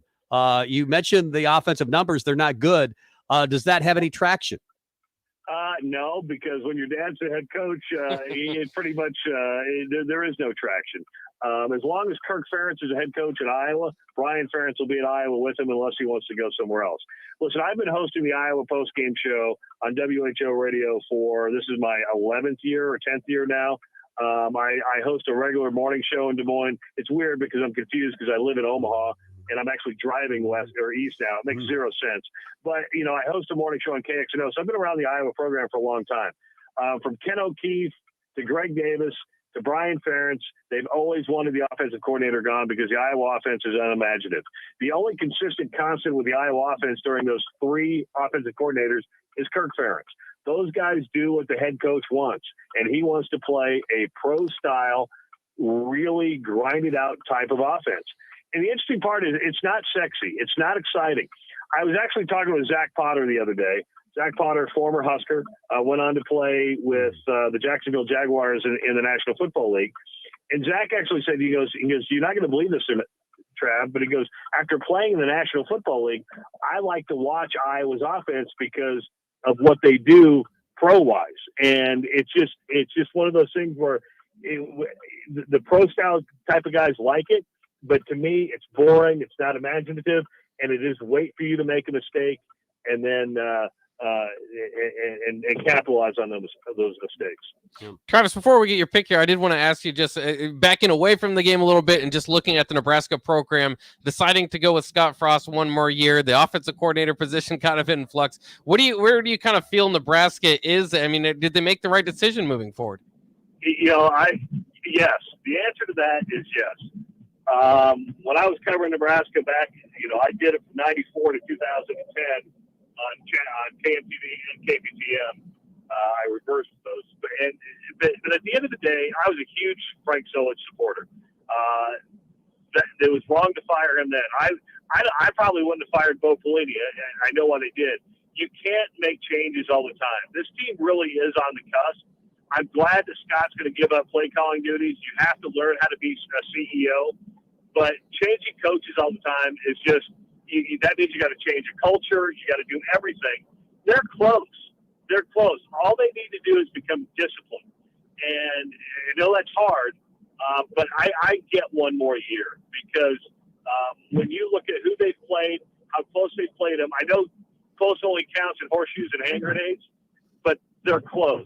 And I think that's why a lot of Iowa fans this year are a little leery of this game, because they know Nebraska's close. They know this team is better than it was 4 years ago. They know this team's better than it was 2 years ago. Unfortunately, the record doesn't show it. It's just a matter of learning how to win. And once you learn how to win, then they're going to be in a regular mix in this Big Ten West. The series hasn't been close, though, Travis. Iowa going for the 7th straight game, although Nebraska is a favorite in this game. How do you see it going? I see another special teams miscue by Nebraska. I said this on my show this morning. Iowa 21-20. Oh, that's a close one. That sounds about right. Boy, that would be a heartbreaker. Hey, Travis, great stuff. We appreciate you being on the air with us. Hey, thanks, guys. Have a great day. Go Hawks. There you go. Travis Justice, WHO radio host in Des Moines, talks Iowa football, but did it for years regarding Nebraska football, and hosts a weekly podcast with Rob Zadiska that's very entertaining as well. Yeah. They drink beer and they talk Husker football. It's really very good. Too bad. And you can have a few F-bombs if you want, because it's all a podcast. So, yeah. Not that they just needlessly throw F-bombs around like we do. Let's get to break and come back. We have our picks of density, Bock. I was 6-4 last week. Did you update that? No, I'll update them during the break. 48-40, and then That's a you good were year. 5-5. So you're 40-48. Just the reverse of you. Just the reverse of me. So, but you did get closer to the prediction of the wins right for the season. You said 6-6. I said 7-5. Neither were close. We're both disappointed, but we're going to finish up here. We're going to go till 10 o'clock, and then we're going to head over to Tipsy Tina's. We'll be there from 10 until right up until game time today. And then, of course, Bock and Connor after the game to talk about what happened in the game. And then we head over to Tanner's at South Point location. And DP will be there at Tanner's along with Jake Sorensen. Let's get the break and come back with our picks of density next. You're listening to Tom and Bock. Watch live on Facebook, YouTube, or Twitch.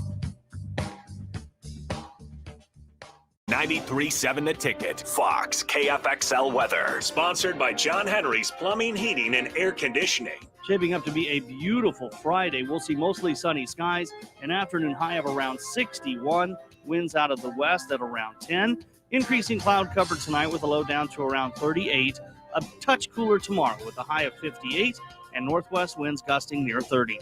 I'm meteorologist Tim Wright for 93.7 The Ticket and theticketfm.com. In every office, there's two types of people. There are those who bring in bagels and those who eat the bagels that someone else brought in. Everybody likes the first person. Be that first person. Weekday mornings at 7:30, you have a chance to win a business box of bagels from Bagels & Joe. All you have to do is shut up, Sipple. 2 questions for you, 2 for Sip. Win and the bagels are yours. Lose, well, you don't want to lose. You lost Monday. You lost Wednesday. You're a loser. Shut up, Sipple. Weekday mornings at 7:30, brought to you by Bagels & Joe. Another packed fall sports season means it's time to get to N Street Drive-In to fill up on all your beverage needs. November's beers of the month are from Nebraska Brewing Company, Oscar Blues Dale's Pale Ale, and Avery Brewing. Also, make sure to download the new N Street Drive-In app to order online and to set up delivery right to your front door. And don't forget their top-notch Crowler fill system. N Street Drive-In, your one-stop beverage stop at 1801 O Street. Working at Continental in Lincoln isn't a job, it's a career. And right now, they're hiring for production operators at $21.72 an hour and other select jobs starting at $23.42 an hour, with wages growing up to $27.55 an hour. Continental also has salary jobs available with great benefits, plus medical and prescription costs at very low premiums. Dental, vision, and life insurance are offered at no premium cost to the associates. To learn more or apply, go to continentaljobs.com with keyword Lincoln. Come work at Continental today. During these trying times, our troops need our help more than ever. Right now, blood supplies are at an all-time low. Just 1 pint of blood can help save the lives of our servicemen and women. So give the gift of life. Give blood. It's safe, simple, and saves lives. This message courtesy of our friends at Schuster's Outdoor and RV at 210 South Reed Street in Beatrice. For all your lawnmower, ATV repairs, and RV sales, call a true local gem at 402-228-3222. Please donate blood today. Lincoln's Mega Liquidation Store is here. Wholesale Logistics is now open on West O Street as a bin store with tons of liquidation pallets, appliances, mattresses, furniture, and more. Brand new mattresses 30 to 60% off retail with well-known brands. New furniture also 30 to 60% off retail value. Brand new LG Scratch and Dent appliances 35 to 40% off retail. Wholesale Logistics purchases truckloads of smaller items from major retailers and throws them into bins, with everything starting at just $8. Get to Wholesale Logistics, open each Friday to Tuesday from 10 a.m. to 7 p.m. at 2811 West O Street. I'm Dan Friedman. When you entrust the care of an aging or sick loved one to a nursing home, it can be a gut-wrenching decision. Unfortunately, sometimes these facilities are poorly managed or make bad decisions, and our vulnerable loved ones suffer the consequences. If you believe your loved one suffered at the hands of a poorly run nursing home, it doesn't cost you a thing to get the opinion of a skilled trial lawyer. At Friedman Law, we've been protecting the rights of injured Nebraskans for over half a century. It's what we do. It's all we do. Find us at friedmanlaw.com today. The second largest indoor ag show in the U.S. It's the Nebraska Ag Expo, and it features more than 785 companies spread over 9.2 acres. This show brings all the latest innovations and greatest ag technologies that you need to increase profits, lower costs, and improve the way you farm and ranch. Check it out December 7th, 8th, and 9th, the Lancaster Event Center in Lincoln. Register online for free admission at nebraskaagexpo.com. Sponsored in part by Farm Credit Services of America and Ag Direct. Starting the right career is one of the most important decisions you'll ever make. You want to enjoy your career, be challenged, have fun, earn a great weekly paycheck, and work for a great company. If you're looking for a career change or right out of high school, the John Henry's Plumbing Apprentice Program may be the perfect answer. You'll get paid while getting hands-on training. We focus on your skills while you engage in real-world learning. Why not join the John Henry's team today? Apply at jhlincoln.com. That's jhlincoln.com. John Henry's Plumbing, heating and air. South Lincoln has a new place for you to catch all sporting events. The Upside Bar and Lounge is your destination for Monday Night Football, UFC fight nights, and more. It's a great place to meet friends to enjoy great drinks and food, with plenty of TVs to catch all the action. There's easy access and free parking and comfortable seating for groups. And don't forget happy hour from 3 to 6 p.m. each weekday. There's specials every night, including taco night on Mondays and burger baskets on Tuesdays. That's at the Upside Bar and Lounge at 27th and Pine Lake. You're listening to Tom and Bock on 93.7 The Ticket and theticketfm.com. As DP used to say, we start with Tom, we end with Tom, but we end with Tom and Bock. They do this on the video thing because there are people actually watching us. There's like 15 people out there. I don't know. Is it on? Yeah, it's on. Are we on? Just double checking. Waving at the camera. We're on Twitch. We're on YouTube. We're on Facebook as well. And you can always reach us on the Starter Haven text line, the Honda of Lincoln hotline. Normally, Happer and Schaefer would be here, but we're in for them today. But they'll be back. Today's the weekend tomorrow. That's right. The weekend is headed here tomorrow, and then they'll be back on Monday. We have our picks of density to get to. We got to roll through these pretty quickly, Bock. Here we go. It's time now for the picks of density. Cause it's a pain, a destiny. Wait, it says density on here. On your density. Oh, I get it. Because your picks carry a lot of weight, right? That's some heavy shit, man. All right, let's roll with it. The picks of density. Okay, we'll roll through these as quickly as we can. Number 4, Cincinnati, 14-point favorite at 11-0 over East Carolina, 2:30 ABC. I got Cincinnati. Yep, they're going undefeated. I think so as well. They need some style points. Alabama versus Auburn, the Iron Bowl. Alabama, a big favorite, at no surprise there. But minus 20 at 10-1 seems like a lot in a rivalry game. No, it's not. I got Alabama. I'm going to take Auburn. All right. I'm going to take Auburn to cover at 2:30 on CBS in the Iron Bowl. Penn State, a 1.5-point favorite, 2:30 over number 12, Michigan State at 9-2. Mel Tucker gets $95 million and then immediately gets blown out by Ohio State. What's going to happen today? Yeah, I think that was took too much out of Michigan State. I think Penn State's going to win that one. I do too. I have Michigan State losing to Penn State today. OU, Oklahoma versus Oklahoma State. I think Oklahoma's out of it as far as the college football playoff is concerned. But this could be a rematch next week if Oklahoma who would have to win? If OU wins a rematch in the Big 12 championship. If Oklahoma State wins, I believe they play Baylor. Yeah, that makes sense. But Bedlam today, who do you got? Who's favored in that one? Oklahoma -4, Oklahoma State. Yeah, I like Oklahoma State to cover. I like them in that game. That spread's pretty close. You know what? I'll go with Oklahoma actually to cover. 6:30 ABC. I like Oklahoma State as well. I think that's a good football team and one of the better teams they're second nationally in scoring defense. So they're a really good defense. Got Ohio State, maybe the best game of the day tomorrow. Number 2 in the country versus number 5 Michigan, both 10-1, 11 a.m. on Fox. And Ohio State's a 7.5-point favorite, right? I have 8 here. 8, okay. 8. I have 8. Either way. I love that game. I can't wait for it. I'll kind of be cheering for Harvard to keep it close, but my gut says go ahead and go with Ohio State to cover. I like Ohio State to cover in that game. If they play anything like they did last week, I think they're going to win handily, at least by 14 points. Oregon State versus Oregon. Oregon State 7-4 rivalry game. Oregon has not looked good, did not look good at all versus Utah last week, but they are 9-2 and they're a 7-point favorite. It's 2:30 on ESPN. It's still the Civil War to me, damn it. And Oregon State's going to cover on that one. I think there's a lot of momentum in that Beaver program. There's a lot of momentum. You heard it from Bock in that Beaver program, but I'm going to take Oregon nonetheless. Wisconsin versus Minnesota. Wisconsin 8-3, 7 straight.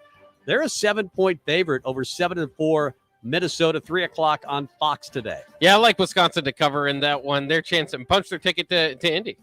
Yeah, I think they're the best team in the West, and I think they could play with Ohio State if it's Ohio State or Michigan. Either one in the Big Ten championship game. That'll be interesting next week. Got the Tampa Bay Bucks with the Colts in the NFL. The Bucks 7-3, the Colts 6-5, 12:00 game on Fox. What's the spread there? It's -3 Tampa Bay. -3 Tampa Bay. I'll pick the Colts to cover. Jonathan Taylor has been doing a lot of work over there in Indianapolis, so I think they can cover. I'll take the Bucks just because I think they're playing good football again, although the Colts are playing really good football as well. You mentioned Jonathan Taylor, probably the best running back right now with Derrick Henry out in the NFL. The Rams 7-3 versus Green Bay, 8-3, 3:25 on Fox on Sunday. The Rams a 1-point favorite. I like Green Bay to get that win, actually. The Rams kind of been up and down lately, and Green Bay's been on a roll. I'll take Green Bay as well, coming off that loss from Minnesota. Yeah, it was a close loss. Yeah, it was a close loss. So there we go. Those are all our picks of density. Nebraska is taking on Iowa today for Black Friday. Once you complete your shopping, Bock, then head over to Tipsy Tina's. That's right. For the pregame show. What do you think about this game? I think it's at this point, 6 in a row. I got to pick Iowa. There's a lot up in the air here, but again, it's just that can Nebraska get over the hump? I haven't seen it yet. I'm going to have to see it, and then you kind of have to. I believe it can happen. I just think that a special teams error, something late's going to happen, and Iowa gets away with the win. You're not giving us a score until later? Oh yeah, no, I'll give you the score. I'll give you 23-17 Iowa. Okay, I like Nebraska to win because nothing about this team makes sense. They lose their leader, their captain, to a shoulder. Adrian's not playing today, and a whole bunch of other guys are not as well. So why not Nebraska? This is the day they're going to win a game that makes no sense anyway. They're favored by 1, Nebraska 24, Iowa 17 is what I've got. Ooh. The pregame continues from Tipsy Tina's 8th and Q. Coming up next. During these trying times, our troops